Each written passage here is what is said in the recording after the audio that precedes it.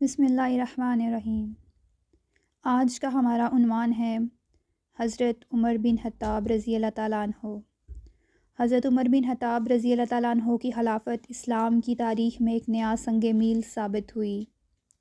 حضرت عمر رضی اللہ تعالیٰ عنہ کی حکمرانی نے اسلام کی فلاحی ریاست کی بنیاد رکھی اور ان کی حکومت کے دوران اسلامی سلطنت نے بے شمار فتوحات حاصل کیں۔ حضرت عمر رضی اللہ تعالیٰ عنہ کی حکمت عملی، عدلیہ، معیشت اور سیاسی تدابیر نے اسلامی معاشرت میں اصلاحات متعارف کروائیں اور ان کی حکومت کو اسلامی تاریخ کا ایک مثالی دور بنا دیا۔ حضرت عمر رضی اللہ تعالیٰ عنہ کی خلافت کا آغاز۔ حضرت عمر بن خطاب رضی اللہ تعالیٰ عنہ کی خلافت کا آغاز 13 ہجری میں ہوا، جب حضرت ابو بکر صدیق رضی اللہ تعالیٰ عنہ کی وفات کے بعد آپ کو مسلمانوں کا خلیفہ منتخب کیا گیا۔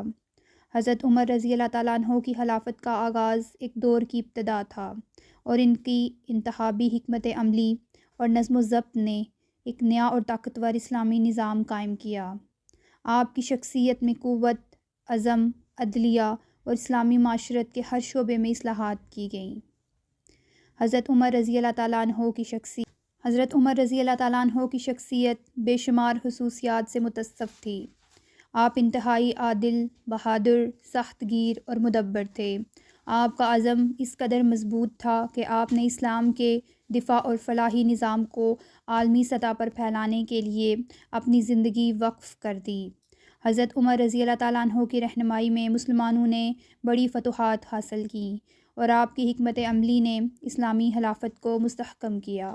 حضرت عمر رضی اللہ تعالیٰ عنہ نے اسلامی عدلیہ کے نظام میں نمایاں اصلاحات کی۔ آپ نے عدلیہ کو مضبوط کرنے کے لیے مختلف اقدامات کیے، جن میں مختلف عدلیہ کے دفاتر کا قیام اور فیصلوں میں سرعت لانا شامل تھا۔ حضرت عمر رضی اللہ تعالیٰ عنہ نے عدالتوں کی نگرانی خود کی اور انصاف کے نظام کو عوام کے لیے شفاف اور واضح بنایا۔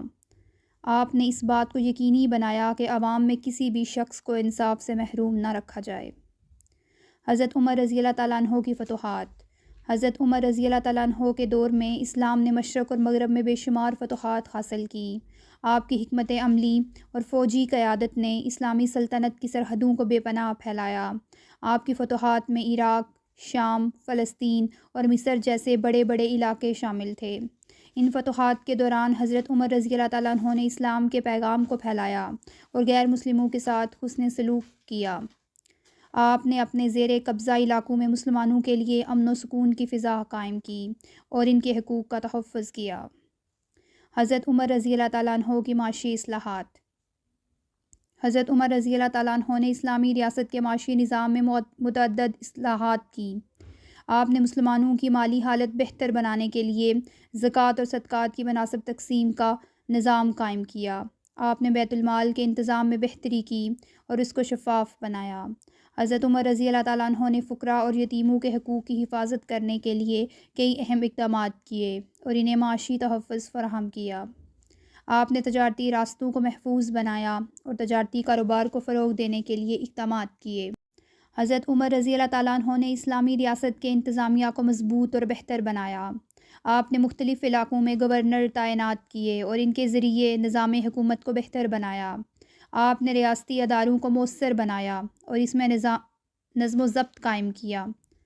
حضرت عمر رضی اللہ تعالیٰ عنہ کا یہ انتظامیہ کا نظام اسلامی ریاست کی ترقی اور استحکام کے لیے اہم تھا۔ حضرت عمر رضی اللہ تعالیٰ عنہ کی فوجی حکمت عملی۔ حضرت عمر رضی اللہ تعالیٰ عنہ کی فوجی حکمت عملی بہت مضبوط تھی اور آپ نے اپنی حکمت عملی کے ذریعے اسلامی سلطنت کی فوج کو نہایت مضبوط اور فعال بنایا۔ آپ نے مختلف فوجی یونٹس اور دستوں کو تنظیمی طور پر منظم کیا اور جنگوں میں ان کی تربیت اور قیادت کو بہتر بنایا۔ حضرت عمر رضی اللہ تعالیٰ عنہ کی قیادت میں اسلامی فوج نے کئی اہم جنگوں میں فتح حاصل کی اور سلطنت کی سرحدوں کو وسیع کیا۔ حضرت عمر رضی اللہ تعالیٰ عنہ کی اسلامی قوانین میں اصلاحات۔ حضرت عمر رضی اللہ تعالیٰ عنہ نے اسلامی قوانین میں متعدد اصلاحات کی۔ آپ نے اسلامی شریعت کو جدید تقاضوں کے مطابق ڈھالنے کی کوشش کی اور ان میں بعض نئے اصول شامل کیے۔ آپ نے اوقاف کے نظام کو بہتر بنایا اور اس میں انصافی تقسیم کی۔ حضرت عمر رضی اللہ تعالیٰ عنہ نے زنا اور شراب جیسے جرائم پر سخت سزائیں دیں اور معاشرتی رویوں میں اخلاقی بہتری لانے کی کوشش کی۔ حضرت عمر رضی اللہ تعالیٰ عنہ کا فقہ میں کردار۔ حضرت عمر رضی اللہ تعالیٰ عنہ نے فقہ اور فقہ کے مسائل پر گہرائی سے غور کیا اور اس میں اہم فیصلے کیے۔ آپ نے اجتہاد کی بنیاد رکھی اور مسائل کے حل کے لیے قرآن اور حدیث کو استعمال کیا۔ حضرت عمر رضی اللہ تعالیٰ عنہ نے فقہ کے مسائل میں کئی بار اختلافی رائے کو حل کیا اور اس طرح اسلامی فقہ کی تفسیر میں اہم کردار ادا کیا۔ آپ کا فقہی فیصلہ آج بھی مسلمانوں کے لیے رہنمائی کا ذریعہ ہے۔ حضرت عمر رضی اللہ تعالیٰ عنہ کی معاشرتی اصلاحات۔ حضرت عمر رضی اللہ تعالیٰ عنہ نے معاشرتی اصلاحات کے میدان میں بھی نمایاں کام کیا۔ آپ نے یتیموں، بیواؤں اور غریبوں کے حقوق کی حفاظت کے لیے مختلف قوانین مرتب کیے۔ حضرت عمر نے مکہ مکرمہ اور مدینہ منورہ کی مسجدوں کی تعمیر اور معاشرتی سہولتوں کو بہتر بنانے کی کوشش کی۔ آپ نے معاشرتی سطح پر انصاف اور برابری کو فروغ دیا اور مسلمانوں کے درمیان بھائی چارے کا ماحول قائم کیا۔ حضرت عمر رضی اللہ تعالیٰ عنہ کا مکہ اور مدینہ کی فلاحی اسکیمیں۔ حضرت عمر رضی اللہ تعالیٰ عنہ نے مکہ اور مدینہ کی فلاحی اسکیموں پر بھی خاص توجہ دی۔ آپ نے ان دونوں شہر کے مکینوں کی زندگی کی سہولتوں کو بہتر بنایا اور مختلف ضروریات زندگی کی فراہمی کے لیے اقدامات کیے۔ آپ نے پانی کی فراہمی کے لیے کنویں کھدوائے اور مساکین کے لیے کھانے پینے کی تقسیم کا نظام قائم کیا۔ آپ کی حکومت میں شہریوں کو بہتر بنانے کے لیے تعلیم اور صحت کی سہولتیں فراہم کی گئیں۔ حضرت عمر رضی اللہ تعالیٰ عنہ کا تعلیمی میدان میں کردار۔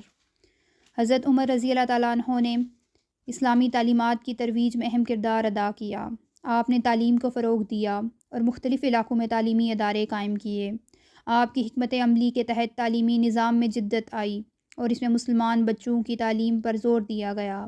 حضرت عمر رضی اللہ تعالیٰ عنہ نے علمی مجالس کی تشکیل کی اور مختلف علماء کو مدعو کیا تاکہ وہ دین کی درست تشریح اور تعلیم دے سکیں۔ حضرت عمر رضی اللہ تعالیٰ عنہ کا خارجی تعلقات میں کردار۔ حضرت عمر رضی اللہ تعالیٰ عنہ کے دور میں اسلامی سلطنت نے دنیا بھر میں اپنے اثرات پھیلائے۔ آپ نے سلطنت کے مختلف علاقوں میں اپنے سفیر بھیجے اور دنیا کے مختلف ممالک سے تعلقات کو بہتر بنایا۔ آپ نے غیر مسلموں کے ساتھ تعلقات قائم کیے اور ان سے اسلامی معاشرت کے اصولوں کی روشنی میں بات چیت کی۔